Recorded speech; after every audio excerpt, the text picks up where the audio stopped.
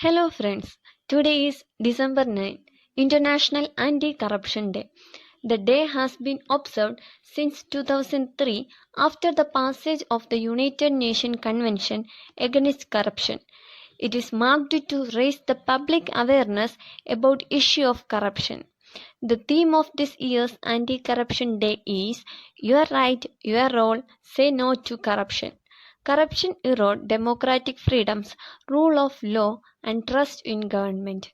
Corruption debases democracy, undermines the rule of law, distorts markets, and stifles economic growth.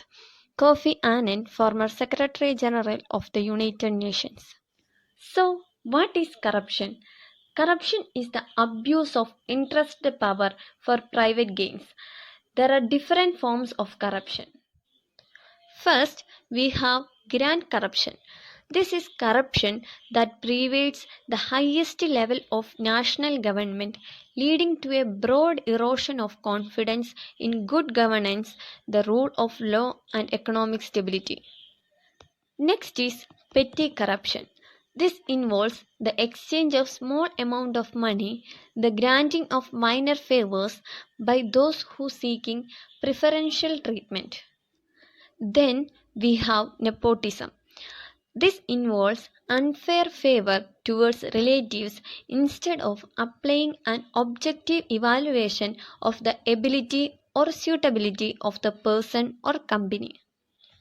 Closely related to nepotism is favoritism. It involves the provision of services or resources according to the personal affiliation like ethnic, religious, or political affiliation. Then we have abuse of power. It involves a public servant using vested authority improperly to benefit or discriminate other public servant, person or entity. Then we have conflict of interest. This involves an employee putting his or her personal interest before the organizational best interest in a situation in which an individual is confronted with choosing between the duties and demands of his or her position and his or her private interest. Then we have bribery, which is one of the most common form of corruption. It is the bestowing of benefits in any form in order to unduly influence an action or decision. Next is extortion. This is the process of forcing someone to do something by threatening them with negative consequences in order to induce cooperation. Then we have embezzlement and fraud. Embezzlement is the theft of resources by a person entrusted with the authority over and control of such resources, while fraud is the unlawful intentional making of a misrepresentation that cause actual or potential damage or harm to another. Then we have money laundering. This is process by which criminals attempt to conceal illegal origin and illegitimate ownership of property and assets that are the fruits of their criminal activities. Consequences of corruption. Corruption hampers economic growth and development. It increases cost of services, especially for poor. It weakens democracy, contribute to conflicts, reduce the effectiveness of aid, reduce trust in government and law. To strengthen the fight against corruption, in 2003, the countries in the United Nations concluded a convention against corruption. The UNCAC is the first global anti-corruption treaty and take a comprehensive approach to tackle corruption worldwide.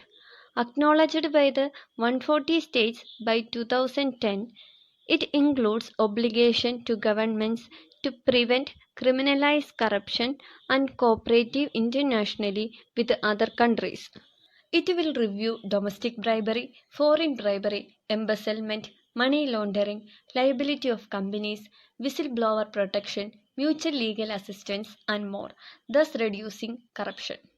Corruption has been an issue of concern for most countries, and India is no exception. Corruption is blamed for the stunting the economy of India. A study conducted by the Transparency International in 2005 says that 62% of Indians had to pay bribe at some point to get a job done.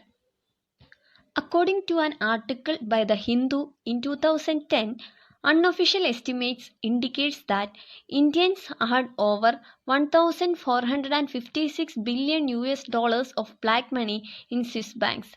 Our former Prime Minister Rajiv Gandhi once said, for every 1 rupee spent by government, only 50 paise reaches the beneficiary.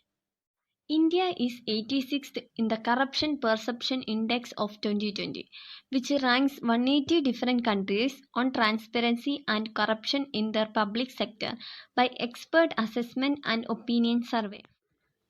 The Indian anti-corruption movement was a major movement against the corruption in India. The movement gained momentum from 5th April 2011 when anti-corruption activist Anna Hazare began a hunger strike at Jantar Mantar in Delhi.